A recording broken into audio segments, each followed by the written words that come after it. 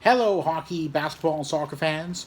My name is David. Thought I would start this video shortly after 6 on the evening of Saturday, 25th of May, 2024, Eastern Time. So what I'm going to do is do a preview, or it's going to respond to, well, to a to a crossover podcast between the Locked On Oilers and Locked On Dallas Stars series going into that 2024 conference final. And there was a discussion about minutes and usage of minutes by various Avs players during the recent Avs Stars playoff series. I didn't watch that conference semifinal very much because there's so many Canadian teams. Well, there were two Canadian teams in, and there's already a lot of hockey on, and then also combined with the IHF Men's Worlds top division tournament and the relevant Canadian team. Well, so what I'm going to do is a breakdown of Game 1 in terms of number of minutes, and there's no doubt there were a lot of minute-eaters there. It was a double overtime victory by the Oilers. One, in response to that, from Nick Gerard of the Locked On Oilers podcast, in a post-game reaction video.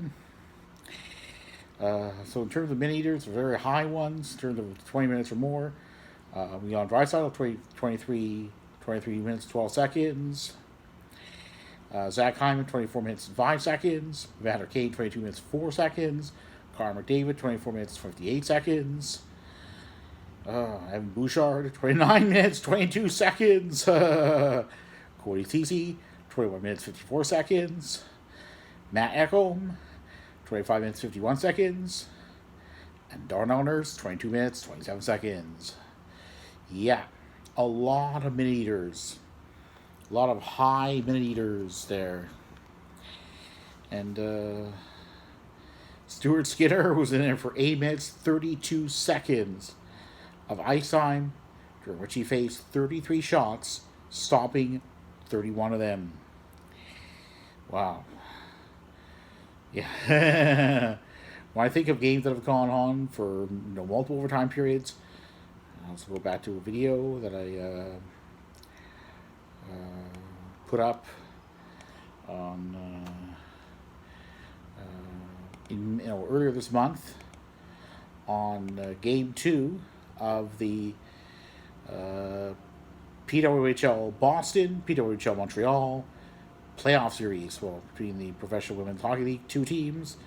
That game was epic. It went into, wait for it, the third overtime period. And it was Taylor Venchkovsky. I apologize for pronunciation if it's not correct. At the 11-minute 44 mark of the third overtime period, Sid Morin and Gigi Marvin to put that game away. That had been after no goal had been scored, after a PWHL Montreal goal just under 2 minutes into the second period of that game. That was epic. I would say it's the longest playoff overtime period that so far this postseason, whether NHL or PWHL, has involved a Canadian NHL team. Not just any NHL team, but a Canadian one. What I have to do is go through the various overtime periods. I may put up a list, but there's no question that that overtime period was, the overtime period of the Oilers Stars game was there. So the final in double overtime, yeah, that's 32 seconds into double overtime. So not the longest, but it may be the second longest. If among Canadian NHL and PWHL teams. I'd have to list them up, but in terms of record overtimes for this postseason, there's no question that there have been some long overtimes. But again, got to be a little bit concerned also about when special teams were huge, were important, had been important for the Oilers. Certainly, the penalty kill was huge.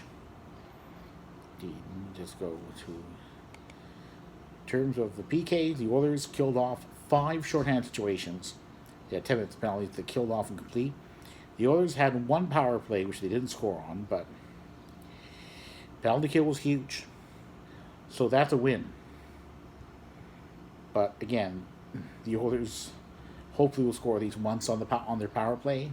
It'd be nice, but whether they will is another question altogether.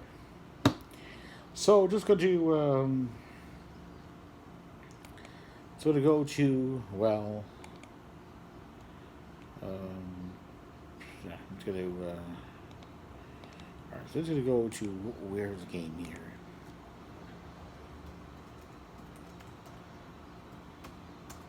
It's going to just go to a recap here. It's going to go to see when the game is supposed to start, or at least the broadcast. It's going to know it's on the Sportsnet regional channels at a minimum. All right, playing game day, Sportsnet. So 8 p.m. Eastern, 6 p.m. Mountain. So yeah, also looking forward to various in-game and post-game streams. See how many I can find. But there's no question. It's a weekend. It's going to be fun. I'm really hoping the Oilers will pull through, and it'll be in regulation ideally, so as not to get too tired. Because going more than playing an extra 20 minutes is just it's tiring. So we'll see what happens. I don't predict this series is going to be like far apart. I mean, I certainly predict the Oilers are going to have their work cut out for them. The Dallas Stars proved in Game 1 they were a dangerous team. And I predict there'll be more of the same. Just a recap in that game. Draisaitl will put the Oilers up 1-0 just under a minute into the second period. That's right. First period, scoreless. Zach Hyman, a bit over 3 minutes after the Draisaitl goal, put the Oilers up 2-0. But then the Oilers kind of let their foot off the gas quite a bit too much. Tyler Seguin scored 2 goals, 6:11 mark into the 6:11 second period, and then 16:37 into the third. Yes, but to put off the gas too much, and it almost cost the Oilers that high sticking penalty. Connor McDavid made up for it. First overtime period, high sticking, made up for it in the second overtime via an even strength goal. It's good the Oilers have scored even strength, and that's huge. Will the Oilers take that series and go up to nothing in that playoff series? Well, we'll see what happens. There's no question though that the Oilers will definitely have their work cut out for them. I'm just going to see if I can find that interview with Zach Hyman. I don't really know.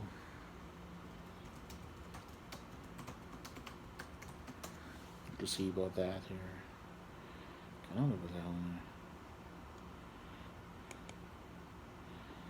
Not sure if I can. I'm not sure. Fall in the Wind. I've listened to that here. Oh yeah, Jackie Redmond and Zach Hyman.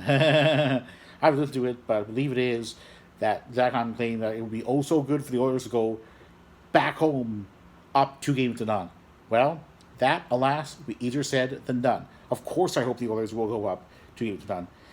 The Oilers are not the Habs, and no non-Habs Canadian team has won more post-1967 Stanley Cups than the Habs. The Habs have won this many Stanley Cups post-1967. The Oilers have won this many.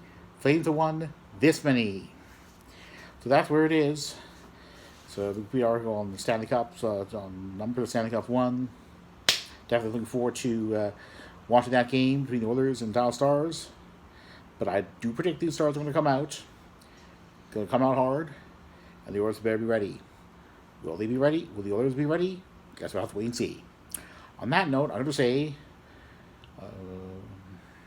go Leafs go. Go Raptors go. Go Toronto FC go. Respect to the IHF Adult Men's World's top division tournament. Go Canada go. Respect to the Stanley Cup playoffs. Go Oilers go.